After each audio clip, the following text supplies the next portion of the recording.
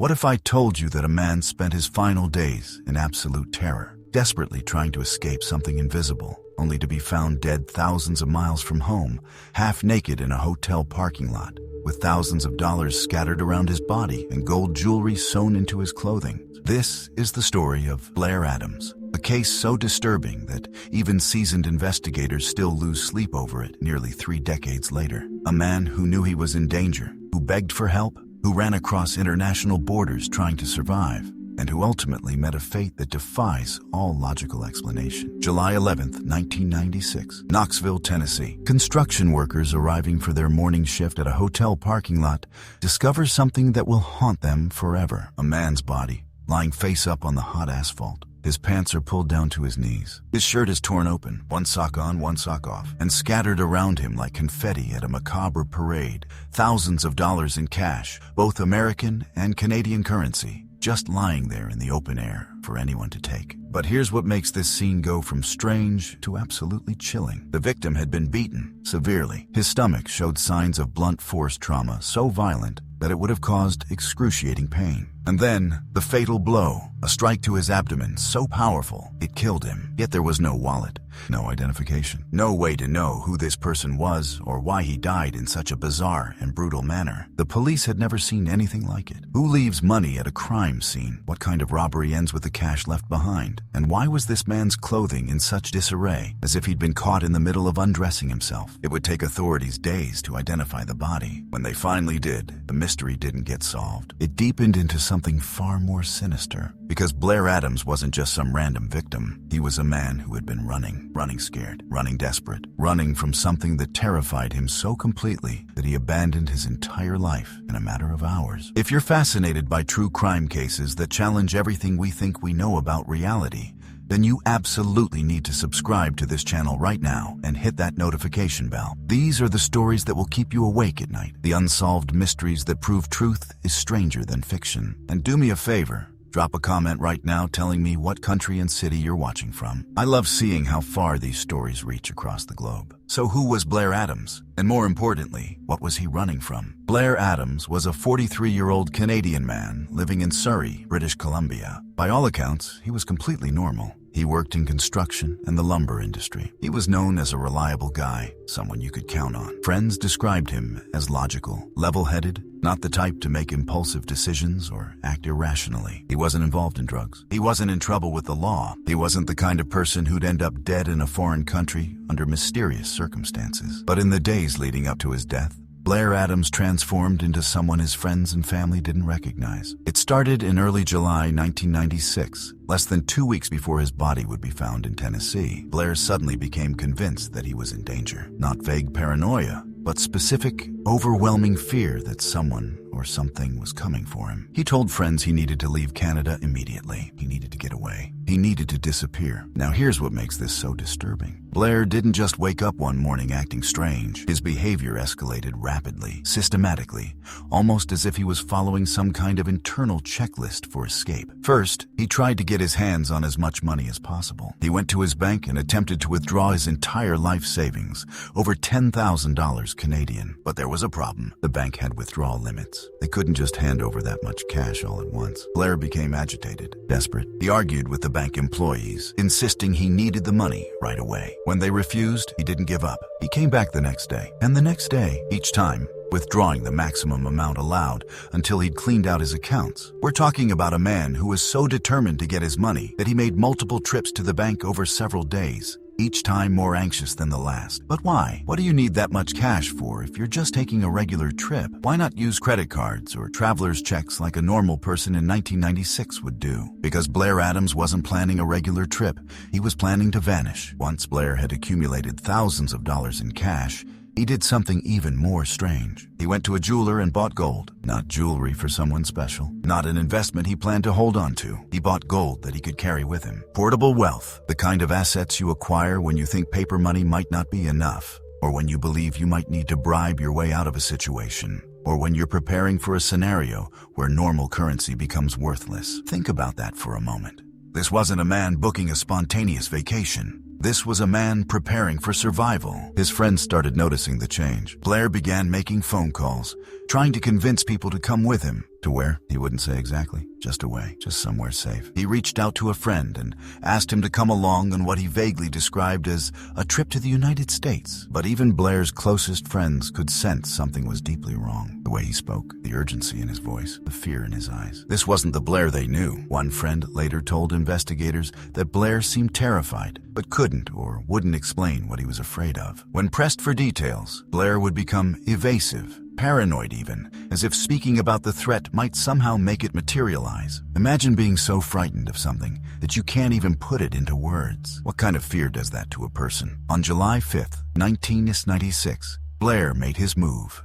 He went to the Canadian-US border, ready to cross into Washington state. He had his passport, he had his money, he had his gold, everything he needed to start over somewhere else. But then something happened that sent his paranoia into overdrive. The border agent stopped him. Now, getting stopped at the border isn't necessarily unusual. Agents ask questions. They check documentation. It's routine. But for Blair Adams, this routine stop felt like confirmation of his worst fears. After being questioned, he was denied entry into the United States. The official reason? The border agents felt his behavior was suspicious. He seemed nervous, agitated, and couldn't provide a clear explanation for his trip. In their professional judgment, something was off. So they turned him away and sent him back into Canada. Most people would be frustrated, maybe embarrassed. They'd go home, regroup, and try again later with a better story. But Blair didn't go home. Instead, he drove to a different border crossing, a different set of agents, a different chance to escape whatever he believed was pursuing him. And this time, he made it through. He successfully entered the United States. But here's where the story takes an even darker turn. Blair didn't just cross the border and relax. He didn't check into a hotel and take a breath. No, he went to Seattle-Tacoma International Airport and he tried to catch the first flight out. To where? Anywhere. It didn't seem to matter. He just needed to keep moving, keep running, put as much distance between himself and British Columbia as humanly possible. At the airport, Blair approached various ticket counters. Witnesses later reported that he seemed extremely anxious, sweating profusely, constantly looking over his shoulder. He tried to book flights, but again, he ran into problems. Some reports suggest he had difficulties with his identification. Others indicate he simply couldn't find a flight that left soon enough for his liking. Whatever the reason, Blair Adams couldn't get on a plane that night. So he did the next best thing. He rented a car. At approximately midnight, in the early hours of July 6th, Blair rented a white Chrysler sedan from the Seattle airport. The rental agent who helped him later told police that Blair seemed off, nervous, in a hurry. He paid in cash, grabbed the keys, and disappeared into the night. And then Blair Adams began a cross-country drive that would end in his death 5 days later. Think about the geography here for a moment. Seattle, Washington to Knoxville, Tennessee is approximately 2,500 miles. It's a brutal drive under normal circumstances. We're talking about crossing multiple states, multiple time zones, days on the road with minimal rest. And Blair did this drive alone, in a state of apparent terror, believing something was chasing him. Why Tennessee? Why Knoxville specifically? Did Blair have connections there? Did he know someone who could help him? Or was Knoxville just a random destination, as far from British Columbia as he could manage to get? To this day, investigators have never found a clear answer to that question. Blair had no known ties to Tennessee, no family there, no friends, no business contacts, nothing that would logically explain why a Canadian man would drive halfway across the continent to end up in Knoxville. But he did, and along the way, his behavior became increasingly erratic. On July 7th, Blair stopped in a small town along his route. Security footage from a gas station captured him looking disheveled and paranoid. He kept glancing around, as if expecting someone to jump out at him. He paid for gas in cash, used the restroom, and got back on the road. The clerk who saw him remembered thinking he looked like a man who hadn't slept in days, because he probably hadn't. By July 9th, Blair had made it to Knoxville, Tennessee. He'd driven for roughly 3 days straight, covering an enormous distance in a remarkably short time. Most people would be exhausted, ready to collapse into a hotel bed and sleep for 12 hours. But Blair wasn't done running. In fact, his paranoia seemed to reach a fever pitch once he arrived in Tennessee. He checked into a hotel, but he didn't stay long. Within hours, he checked out and drove to a different hotel, then another. Witnesses reported seeing him at multiple locations around Knoxville, never staying in one place for more than a few hours. It was as if he believed that remaining stationary would allow whatever he feared to catch up with him. On July 10th, just 1 day before his body would be discovered, Blair went to a local Knoxville business and tried to contact someone in Canada. He made several phone calls, growing increasingly frustrated when he couldn't reach whoever he was trying to call. The employees at this business later told police that Blair seemed desperate. Frightened, he kept saying he needed help, that he needed to reach someone urgently. But who? Who was Blair trying to call? And why couldn't he reach them? That evening, Blair was seen at a gas station not far from where his body would eventually be found. Security cameras captured footage of him standing by his rental car, looking exhausted and defeated. His clothes were wrinkled, his hair was messy. He looked like a man who'd been pushed to his absolute limit, and yet he was still alive, still moving, still trying to survive whatever nightmare he'd found himself trapped in. Sometime in the next few hours, between that gas station footage and dawn on July 11th, something happened to Blair Adams. Something violent, something fatal. The morning of July 11th, 1996, started like any other day for the construction crew arriving at a hotel site in Knoxville. The sun was already beating down on the asphalt, promising another hot Tennessee summer day. But as the workers pulled into the parking lot, they saw something that would change their lives forever. A body. A man lying motionless on the ground, surrounded by scattered cash that fluttered slightly in the morning breeze. At first, they thought maybe it was a homeless person who'd passed out. But as they got closer, the scene became increasingly disturbing. This wasn't someone sleeping off a rough night. This was a crime scene, and it was unlike anything the Knoxville Police Department had encountered before. The victim was lying on his back, his eyes open and staring at the sky. His pants were pulled down around his knees, exposing his underwear. His shirt was torn and disheveled. One of his shoes was missing, but it was the money that made investigators stop and stare. American bills, Canadian bills, scattered in a rough circle around the body, some tucked into his clothing, some just lying on the ground. Whoever killed this man had left behind what appeared to be several $1,000s in various currencies. The lead detective at the scene, a veteran of the Knoxville Police Department, would later say in interviews that in his entire career, he'd never seen a murder where the perpetrator left money behind. Robbery was out. This was something else entirely, something that didn't fit any normal criminal pattern. As the crime scene investigators processed the area, they discovered more strange details. The victim had signs of blunt force trauma across his body, bruising on his torso, injuries consistent with being beaten, and the fatal wound appeared to be a severe blow to his midsection, potentially from being stomped on with tremendous force. The medical examiner would later confirm that this injury had caused fatal internal bleeding. But here's what made absolutely no sense. There was no evidence of a prolonged struggle at the scene, no defensive wounds on the victim's hands, indicating he'd fought back. No blood trail suggesting he'd been attacked elsewhere and dragged to this location. It was as if Blair Adams had simply appeared in this parking lot, been brutally beaten, and left to die, all without leaving any of the typical forensic evidence you'd expect to find in a violent homicide. His rental car, the white Chrysler he'd picked up in Seattle, was found nearby. The keys were still in his pocket. His belongings were still inside the vehicle. Nothing had been stolen from the car. The doors were closed, but not locked. It was as if Blair had gotten out of the car, walked a short distance, and then been attacked right there in the open. But by whom and why? When investigators finally identified the body as Blair Adams, a Canadian citizen from British Columbia, the case went from strange to absolutely baffling. What was a Canadian man doing in Knoxville? Why had he driven 2,500 miles to end up dead in a hotel parking lot? And most importantly, what had he been so afraid of? Police immediately began retracing Blair's steps. They contacted his family in Canada. They interviewed his friends. They pulled phone records, bank statements, credit card receipts, anything that might explain what had driven this man to flee his home and end up murdered in a foreign country. What they discovered was the timeline of paranoia and fear I've already described to you. The frantic bank withdrawals, the purchase of gold, the multiple attempts to cross the border, the rental car, the desperate drive across America. Every piece of evidence pointed to a man who genuinely believed his life was in danger. But here's the question that has haunted investigators for nearly 30 years. Was Blair Adams suffering from some kind of mental breakdown? Was his paranoia a delusion, a psychological crisis that coincidentally ended in his murder by a random stranger? Or was Blair actually running from a real threat? Was there someone or something pursuing him? And if so, did that person or group finally catch up with him in Knoxville? The evidence for mental illness seemed compelling at first. Blair's sudden personality change, his inability to articulate what he was afraid of, his erratic behavior. All of these could be symptoms of a psychotic break or severe anxiety disorder. Friends told police that Blair had never shown signs of mental health issues before, but conditions like schizophrenia can emerge suddenly in middle age. Maybe Blair had experienced a psychological crisis, and his paranoid delusions had led him to make increasingly irrational decisions. But then there's the counter-argument. If Blair was simply delusional, how do you explain his murder? The timing seems too coincidental.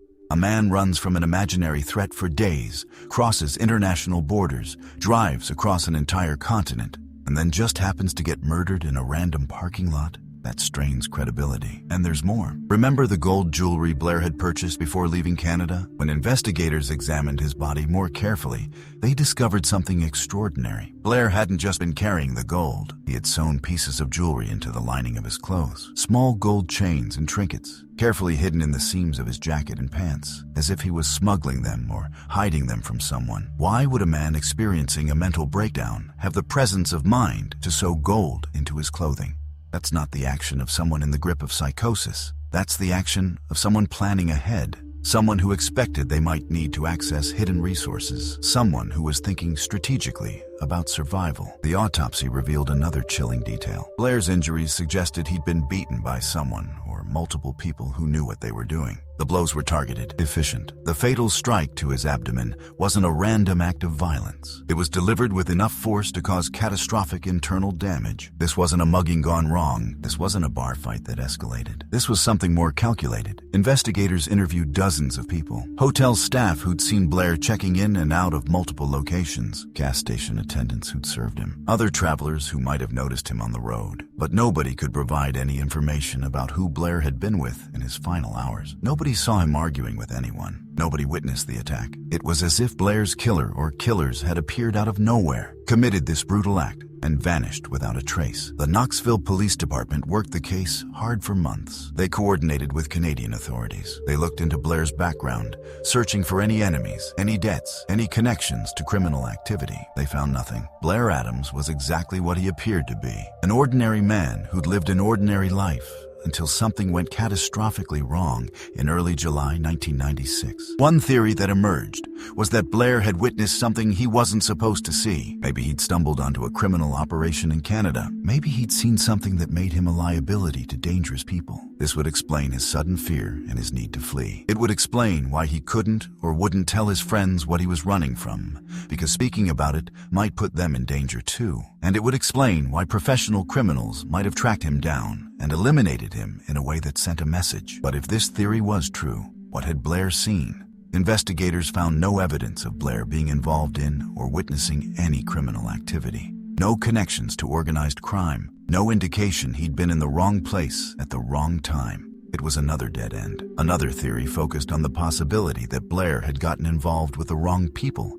during his desperate journey across America. Maybe in his paranoid state, he'd sought help from someone dangerous. Maybe he'd tried to hire protection or buy information, and things had gone wrong. The cash scattered around his body could have been payment for something, a deal that turned deadly. But this theory had problems too. If Blair was meeting someone for a transaction, why would it happen in an open hotel parking lot in broad daylight or in the middle of the night where security cameras might catch it? Why would professional criminals leave thousands of dollars at the scene?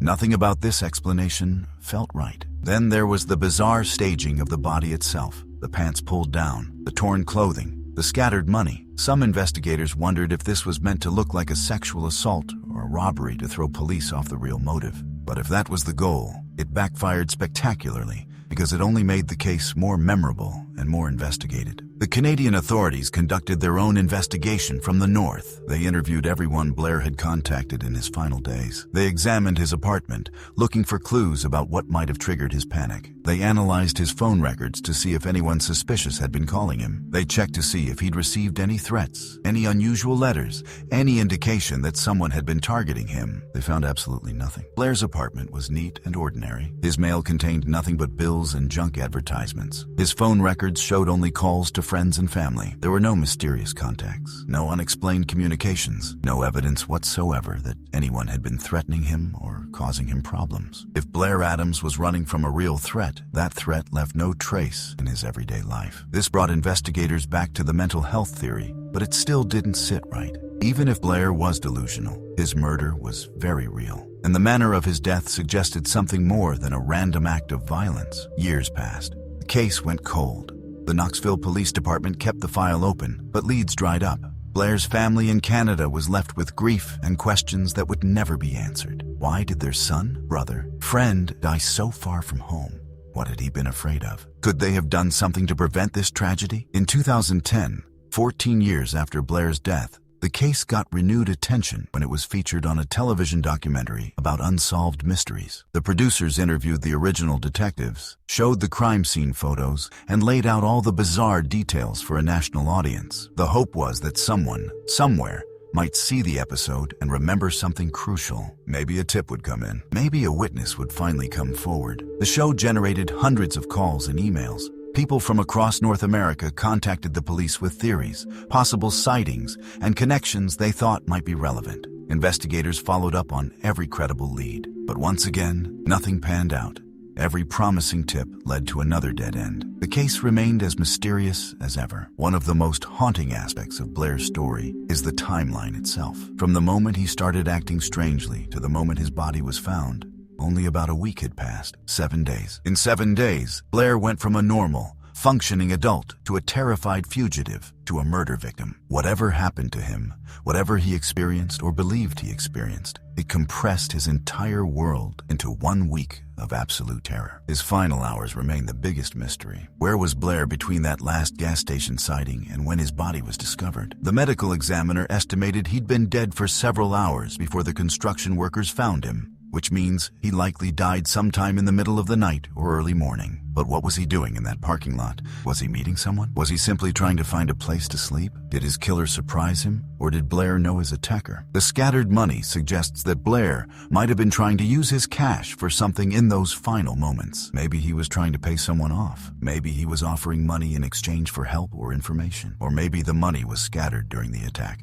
pulled from his pockets as he was beaten, spilling out onto the ground as he fought for his life. Some people who've studied this case believe that Blair's paranoia might have been chemically induced. Could someone have drugged him without his knowledge, causing the sudden personality change and fear? Could he have been exposed to something that triggered a psychological break? Toxicology reports from his autopsy showed no unusual substances in his system, but not every drug or chemical would necessarily show up in standard tests, especially if time had passed. Others wonder if Blair had experienced some kind of premonition or spiritual experience that made him believe he was in mortal danger. There are documented cases of people who've had overwhelming feelings of impending doom that turned out to be accurate. Did Blair sense that something terrible was about to happen? Was his fear a kind of survival instinct trying to save him, even though he couldn't articulate what the danger was? The gold sewn into his clothing remains one of the most intriguing details. This wasn't the action of someone in total psychological chaos. This required planning, patience, and fine motor skills. Blair took the time to carefully hide valuable items in his clothes, suggesting he was thinking clearly enough to prepare for different scenarios. He was creating a backup plan. But a backup plan for what? In recent years, some true crime researchers have suggested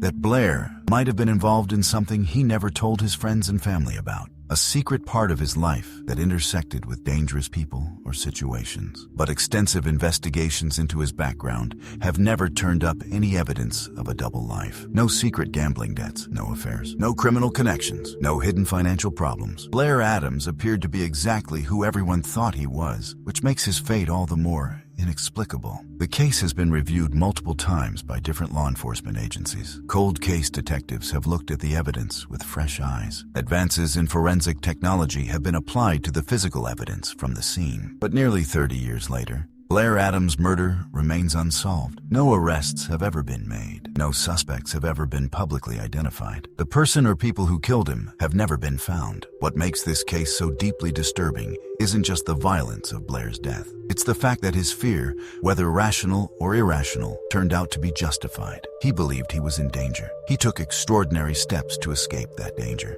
And in the end, he died violently, far from home, surrounded by the very money he thought might save him. Was Blair Adams mentally ill and killed by an unrelated stranger in a tragic coincidence? Or was he actually being pursued by someone who finally caught up with him in that Knoxville parking lot? The evidence can support either interpretation, which is what makes this case so maddening for investigators and so fascinating for those of us who study unsolved mysteries. Think about the last moments of Blair's life. He's in a parking lot in Tennessee, a place he has no connection to, thousands of miles from his home. He's exhausted from days of driving in fear. And then someone approaches him. What happened next? Did he recognize his attacker? Did he try to run? Did he try to fight back? Did he offer money to be spared? We'll never know. Those final moments died with him. The Knoxville Police Department still maintains an open file on this case. They still accept tips and investigate any new information that comes in. Blair's family still hopes that someday someone will come forward with answers. But as each year passes, the chances of solving this mystery grow smaller. This case forces us to confront uncomfortable questions about the nature of fear and danger. When someone tells us they're afraid, when someone's behavior changes dramatically and they insist they're in danger, how do we know whether to believe them? Blair's friends thought he was having some kind of breakdown. They didn't take his fears seriously because he couldn't explain them rationally. But what if he was right? What if there really was something to fear, and his inability to articulate it was part of the trap he was caught in? We live in a world where we want things to make sense. We want causes and effects to line up neatly. We want crimes to have clear motives and solved endings. But the Blair Adams case reminds us that sometimes things don't make sense. Sometimes people die for reasons we can't understand. Sometimes the truth remains hidden no matter how hard we search for it. And perhaps that's the most frightening thing of all. Not knowing, not being able to protect ourselves from threats we can't see or understand. Blair Adams did everything he could think of to save himself. He got his money. He bought portable wealth. He crossed borders. He drove across a continent. He kept moving, and none of it mattered. Whatever he was running from, or whatever found him, caught up anyway. So, I want to leave you with this thought. We spend our lives trying to stay safe, trying to protect ourselves and our loved ones from danger. We lock our doors. We avoid risky situations. We trust our instincts when something feels wrong. But what happens when the danger is something we can't identify? What do you do when you feel the fear, but can't see the threat? Blair Adams faced this nightmare, and it cost him everything. If you found this story as compelling and disturbing as I did, please subscribe to this channel and hit that notification bell. These are the cases that matter. The mysteries that remind us how fragile our sense of safety really is. We're diving deep into more unsolved cases that will challenge everything you think you know about crime, justice, and human nature. Trust me, you won't want to miss what's coming next. The Blair Adams case remains open. Someone out there knows what happened in that parking lot on July 11th, 1996.